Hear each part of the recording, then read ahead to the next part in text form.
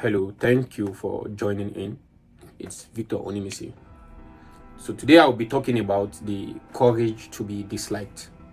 Now, it never ceases to amaze me that we love ourselves more than other people, but we care more about their opinions than our own. Now, if you've ever been in a situation where you have to start something or you have to give a presentation in front of a group of people, then I'm sure you must have had these similar emotions, and it is the fear of being judged. And this fear keeps us in chains and holds us bound from achieving our potentials. Now, to understand why we care so much about what others think about us, I think we have to go back to the history of man. Man, just like other animals, had evolved to be social, to be social beings. And our survival was dependent on close-knit communities, was dependent on clans and tribes. So we would hunt together, we would make shelter, and protect one another from predators in case they strike. Now, being together made us thrive and survive, and at that point, being cast out of the clan almost means death. So without the technologies we have today, making shelter and hunting and protecting yourself from the wildlife and the treacherous environment was almost impossible for one person to do alone. Now, sadly, even now that our own society has evolved to a point where we would no longer innately have to care about predators, we have the tools and resources to provide food and clothing for ourselves, but the need to still be part of a clan has still been maladapted into our current society. So before, we were scared of being left out in the cold and being thrown out of the community into the wild, but today we are scared of getting cancelled on X, formerly known as Twitter. We are scared of something we have to say, or we are scared of getting insulted for repeating clothes on IG or on YouTube. We're scared of getting hate comments about the boring content, about the redundant voice. And you see, this particular singular feeling of being ostracized has worsened woefully because of the emanation of social media. Because by creating likes and dislikes, you have brought to light the need to feel validated and seen in a quick instant. You can completely know the people who support you, and people who do not appreciate what you do, and the number can feel addicting. So we get to a point where we stop saying what we need to say, but instead we start saying the things we know will get us the most likes, and before we know it, we are posting certain we begin to post certain thoughts and certain photos, or write specific statements just to get certain attention and validations from others. And if you notice well, how many times have you seen your popular influencers or creators online suddenly sell out? When I say sell out, it feels like they are no longer authentic. They are only doing or saying things that they know will get them or please the algorithm and get them to be followed. Now, this kind of authorization and social conditioning makes people fall in line, if I may say, and stop saying anything that might offend people with money. It's like saying you have the freedom of speech, but only when the microphone is turned off. Now, caring what others think is healthy in it of itself. However, it becomes hurtful when we try to change ourselves to be liked by others. I personally believe that you would enjoy your life on this floating earth far more if you choose to live your life in an authentic way.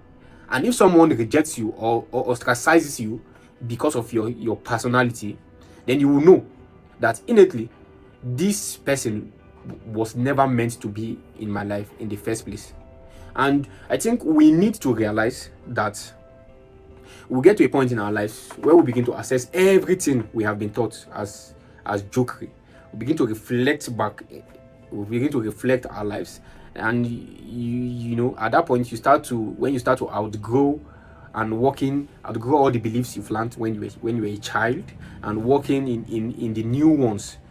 And do not be held back, I tell you, by what everyone whom you know or grew up with would say or think about you, especially when you change, as I've said. Because at a point you begin to reflect and you begin to see what I am telling you.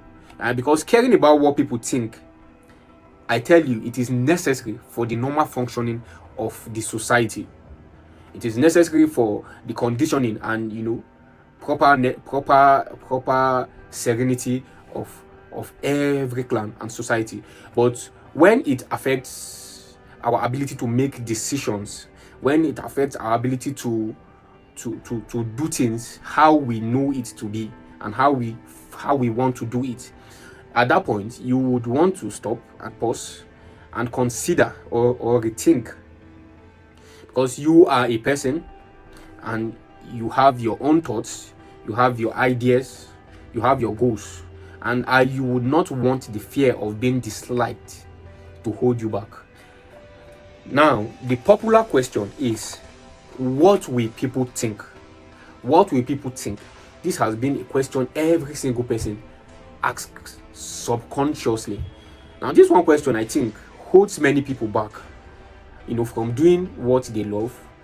And it's like a chain that binds them. It's like a chain that holds our neck, or like a circus elephant held by the rope that might only exist in our imaginations. Now, ultimate freedom. What is ultimate freedom? Ultimate freedom simply is having the courage to be disliked. I mean, the boldness to stand, the boldness to stay firm in what you believe strongly in, even if the crowd and the entire clan is saying something else. The courage to stand when everyone else is sitting, or the courage to run when every other person is standing. Now, developing this courage, it's not actually easy. Now, remember that it's in our nature as humans to care what others or other people would think. So this means you are going against your very own biology. And first thing to understand is that everyone, just like you, is worried about their own insecurities.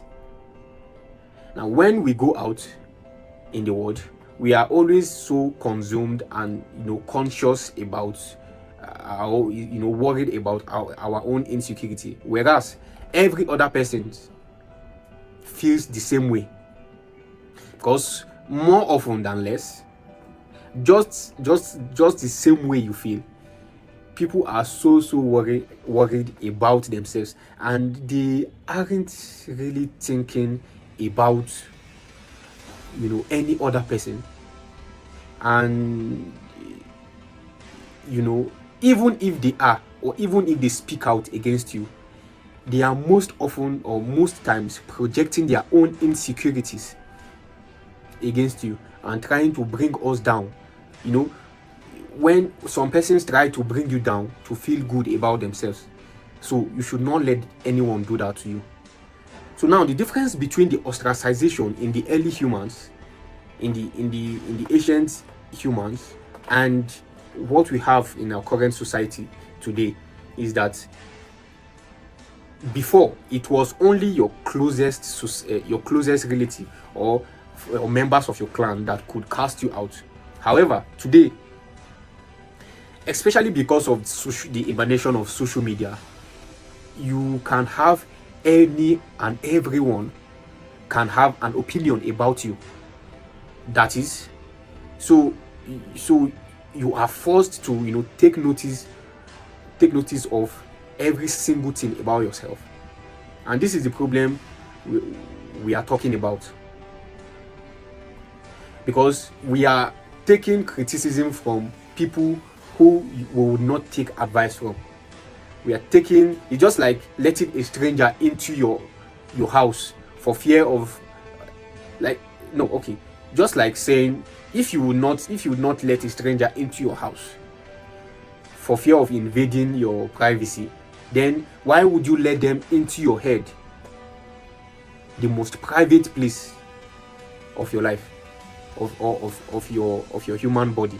So now, don't forget that in this age, you have the resources and tools to thrive away from your primary clan and group. And in fact, you can find another group to join, and the ones that would accept you the way you are and would not force you into doing something you wouldn't innately want, you know, to do. Now, take time to find them, because if you care about people's approvals, they are prisoners. So with this, I would stop here, and I hope you've been able to pick one or two lessons from the whole idea of developing the courage, going against your own biology, and monumentally developing a strong courage to be disliked. Do well to like and subscribe to my YouTube channel, as I would get to post more videos like this. Thank you.